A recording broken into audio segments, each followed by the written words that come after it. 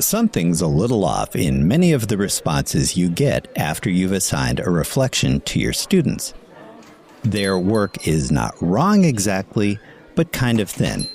Everyone learned a lot, worked well as a team, or plans to apply their new collaborative skills in the future. And yet you scratch your head and wonder, did any of your students actually think about how they approached their coursework? If that's a familiar, nagging feeling, then you're in the right place.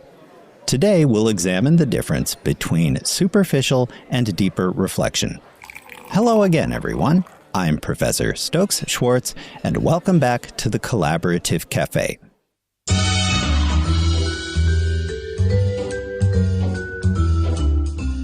Welcome to the Collaborative Cafe, where we brew up innovative approaches to student collaboration and development of 21st century skills.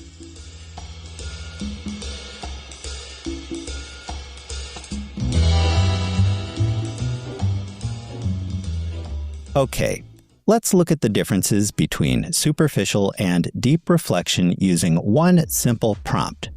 What was most challenging about this team project, and how did you handle it? Response A reads like this. The hardest part was time management. We had a lot going on, but we figured it out and finished on time. I think I got better at working under pressure.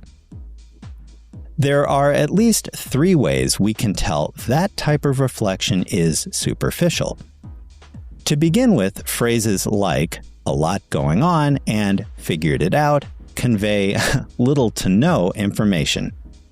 Vague generalities like these gesture at experience without actually describing it.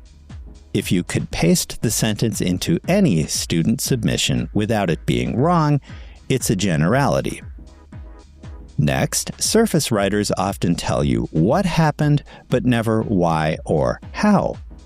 Phrases like, "we figured it out," indicate a lack of deeper reasoning. There's no causal chain, no mechanism, no decision, no trade-off. John Dewey called reflection the active, persistent consideration of any belief in light of the grounds that support it.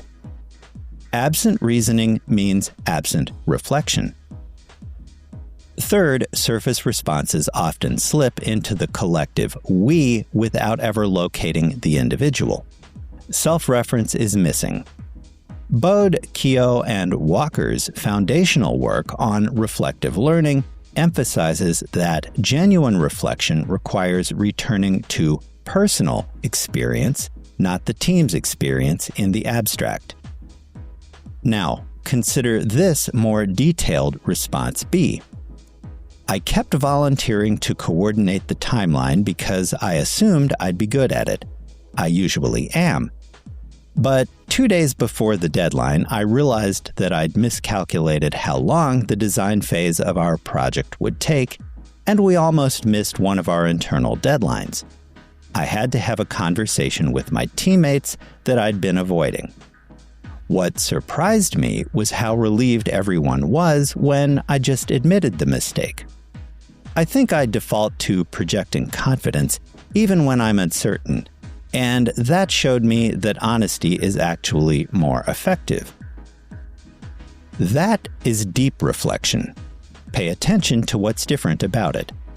That very candid response exhibits self-implication. The student describes not the project, but instead articulates a personal assumption. I assumed I'd be good at it. They're interrogating themselves. That's what Donald Schoen called reflection in action, moving toward reflection on action. In other words, the learner becomes both subject and analyst. What's notable is that both writers addressed the prompt. Both mentioned time management. Both mentioned that things got resolved. So why does response A feel hollow while response B feels like actual learning? It's one key cognitive move that many students have never been taught, and we'll dig into that in one moment.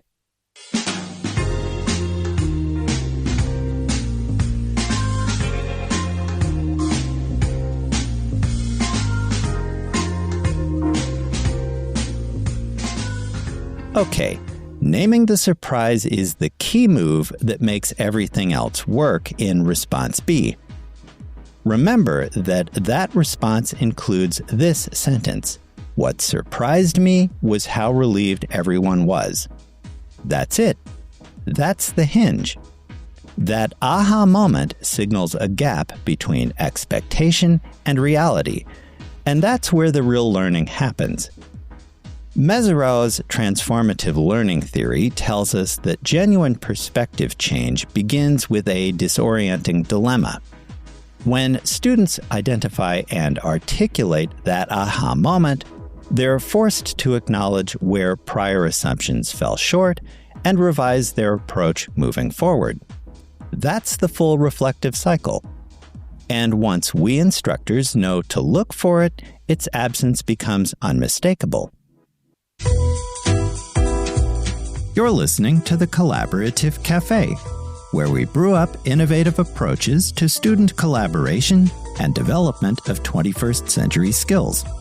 If you find this episode helpful, hit like, share, and subscribe.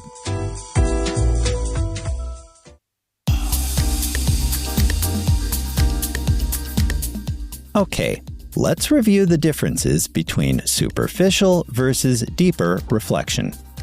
Surface reflection focuses on the event itself. What happened, what was done, whether or not things worked out, without ever turning the lens on the thinker.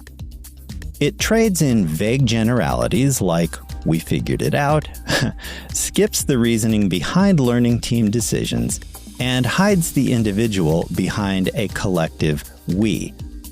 Deeper reflection does the opposite.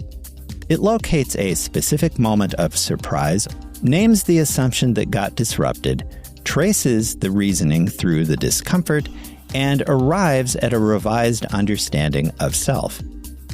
The difference, in short, is between reporting an experience and being genuinely changed by examining it in greater depth.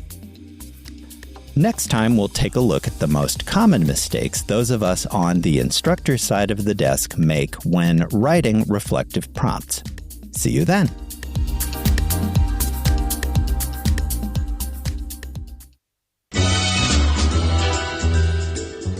Thanks for dropping by the Collaborative Cafe.